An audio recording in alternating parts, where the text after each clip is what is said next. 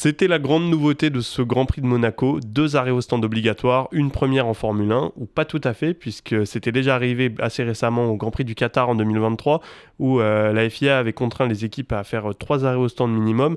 C'était pour une raison différente, c'est parce que les pneus ne tenaient pas sur la piste. Là, c'était pour favoriser le spectacle en piste. Et est-ce qu'on peut dire que ça a vraiment fonctionné ? C'est un débat qui se pose, certains ont adoré cette course, d'autres l'ont détesté.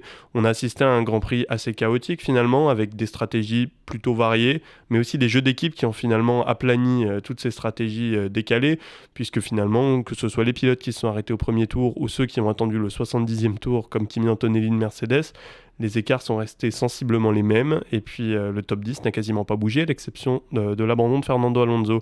Alors on peut se poser la question, est-ce que cette règle est vraiment efficace ? Est-ce que c'est vraiment ce qui manque au Grand Prix de Monaco ? On peut légitimement penser que non, puisque le spectacle en piste a été toujours aussi pauvre, et que malheureusement, le vrai problème de ce circuit qui est magnifique en qualification, c'est que les voitures ne peuvent pas se dépasser, et ça a créé notamment une situation assez ubuesque avec les Williams et les Racing Bulls qui ont joué un jeu d'équipe en ralentissant tour à tour le peloton pour permettre à la deuxième monoplace de s'arrêter gratuitement. Donc finalement, est-ce qu'on reverra cette expérience ? Est-ce qu'elle serait peut-être plus adaptée sur un autre circuit ? C'est un débat qui reste entier et qui sera certainement tranché dans les semaines à venir.